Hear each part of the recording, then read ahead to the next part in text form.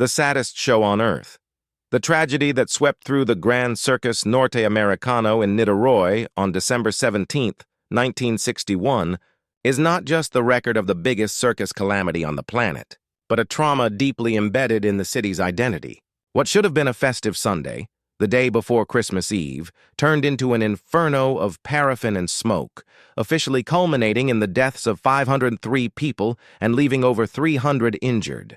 This Dantean event was not the result of a mere accident, but a criminal act of revenge with a scale of consequences the human mind could barely process, exposing the terrible combination of structural negligence and personal hatred. Let's see now what people on the internet are saying about this case.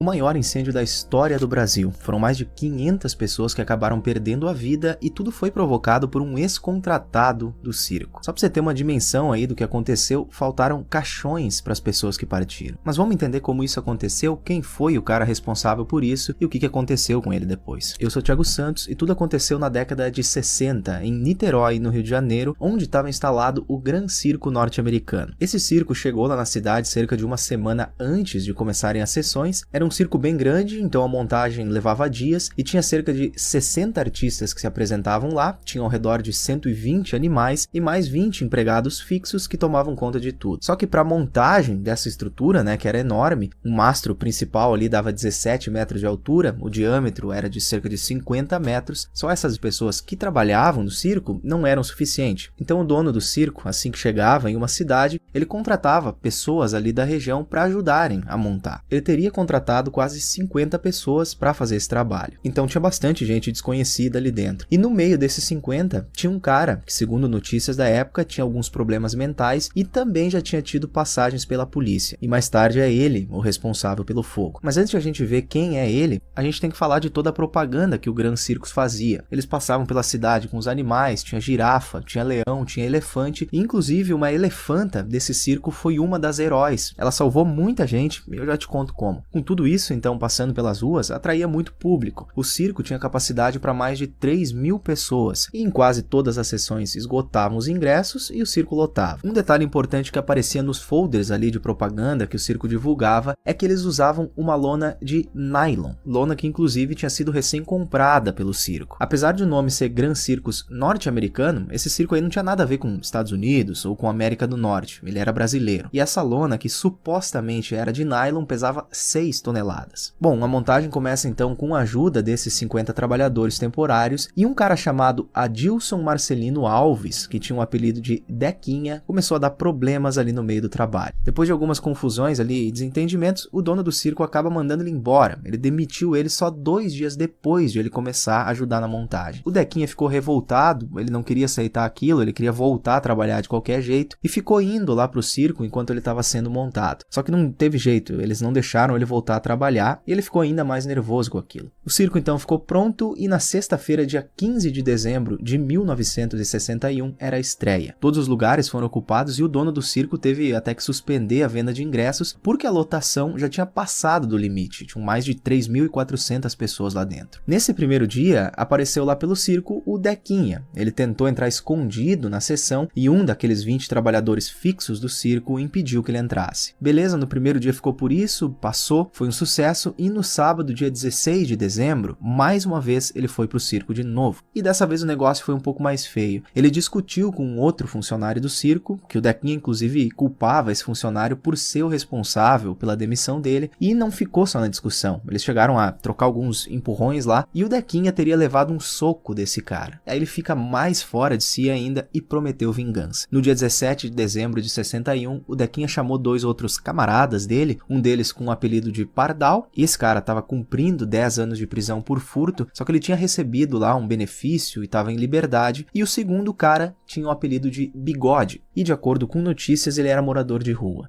The Gran Circus. Norte-Americano was a touring superproduction, acclaimed as the most complete in Latin America. It arrived in Niterói, setting up in Praça Expedicionário, in the city center, with a robust entourage that included 60 artists, 20 employees, and an exotic menagerie of 150 animals. Its structure was grand but fatally flawed. The main tent, an imposing 6-ton cover that housed the ring and the audience of up to 3,000 people, was made of cotton. To protect it from the weather, a common problem in tropical climates, the owners opted for an archaic and reckless waterproofing method, coating it with a thick layer of paraffin. The cotton, being a highly flammable fiber, and the paraffin, a petroleum derivative with a very low ignition point, created a perfect thermal trap. There were no modern safety barriers such as the nylon tents or flame-retardant materials that would become standard years later. The circus was, in essence, a gigantic pressurized fuse, ready to explode with minimal stimulus. The fuse was lit by a simplistic but destructive resentment. Adilson Marcelino Alves, known as Dequinha, a 22-year-old man with reports of intellectual disability and a troubled history, had worked for the circus for only 2 days before being summarily fired, whether for inappropriate behavior, drunkenness, or a mix-up with pay or the doorman.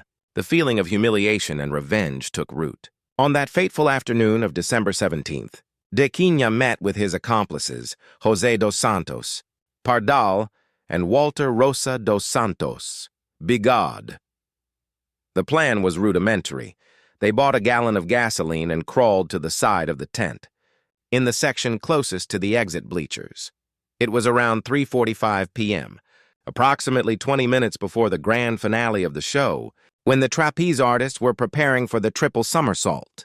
Dequinha and his accomplices poured the fuel and set the fire. The ignition was instantaneous, but what shocked witnesses was the supersonic speed with which the paraffin absorbed the flame. In less than 5 minutes, the entire tent was ablaze. The roar of the fire swallowed the audience's screams. The supporting bars began to buckle, and the canvas, melting into incandescent pieces like a rain of lava, dripped onto the crowd. The smell of gasoline mixed with the terrible odor of burning flesh. The electricity failed, plunging the environment into darkness, intensifying the panic and disorientation. Panic was the catalyst for death. With no visible emergency plan, few exits, and maximum capacity, desperation turned the spectators into a chaotic mass of moving bodies. Everyone ran to the main entrance. Hundreds piled up and squeezed into the exit bottleneck, resulting in a mountain of carbonized bodies. Many were trampled to death on the collapsing bleachers, trapped under the falling structure. The fear of the fire was so intense that many victims suffered third-degree burns on their arms and hands from trying to shield their faces and eyes from the flames. The tragedy would have been even worse were it not for the instinctive reaction of the circus animals. The Indian elephant Semba, terrified, burst from the animal area. In her desperate flight, she tore through the side of the tent and dragged part of the supporting structure, opening an improvised escape tunnel. Many survivors report that the opening created by the animal's brute force was the only way out for hundreds of people trapped on the sides.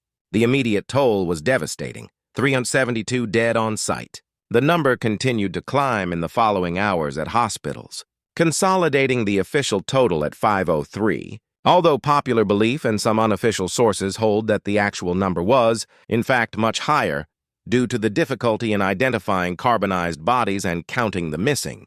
The most painful statistic was that about 70% of the victims were children. Initial rescue efforts were chaotic and precarious. Niterói was facing a doctor's strike that day, and the main regional hospital, Antonio Pedro Hospital, was inaccessible. Heroism came from the local community. Residents broke down the hospital doors to improvise a care center. The news, however, triggered an unprecedented wave of solidarity. Doctors and nurses from across the state and the country abandoned the strike and volunteered. Emergency care was provided in corridors and courtyards. The commotion reached President João Goulart and the Vatican, with Pope John XXIII sending aid. The United States sent planes with crucial shipments of freeze-dried skin and burn medications, essential for the treatment of the most critically injured victims. The plastic surgeon Ivo Pitangai, then a young professor, had his professional and humanitarian work profoundly marked by the tragedy. He led the reconstructive surgery teams, dedicating himself to long, exhaustive shifts to treat the victims. The disaster cemented in Pitanguy the conviction of the importance of plastic surgery not just for aesthetics, but as a vital tool for repairing trauma and mutilation, allowing survivors a chance at social reintegration. The victims, many of them children and adolescents, underwent dozens of skin grafts and procedures throughout their lives. bearing the physical and emotional scars of the disaster. The police acted quickly and efficiently. Within days, based on testimonies from circus employees and artists, De Cunha, Pardal, and Bigot were arrested. De Cunha confessed to the crime, confirming revenge as the motive. In October 1962, De Cunha was sentenced to 16 years in prison. However, his ultimate fate would be equally violent. After escaping from prison in 1973, he was found dead with 13 bullet wounds, in a crime that remained shrouded in mystery, with suspicion of a score settling or an even darker, anonymous revenge. The social trauma in Niterói was deep and lasting. The disaster, which occurred during the Christmas season, shattered the city's innocence. The fear of enclosed, overcrowded places settled in, forcing behavioral changes in the population. Disturbingly, the smell of the tragedy, the mixture of gasoline, fire, and burned flesh, became so ingrained in the olfactory memory of survivors and rescuers that many report having stopped eating barbecue for years, unable to disassociate the aroma. The site of the tragedy, Praça Expedicionário, became a landmark of mourning and memory, and the story of the Grand Circus today serves as a timeless lesson on the importance of safety regulation, emergency preparedness, and, above all, the catastrophic consequences that a small act of hatred can unleash on an unprepared community. The circus, which promised the fantasy of joy, delivered the harsh reality of the greatest national sorrow.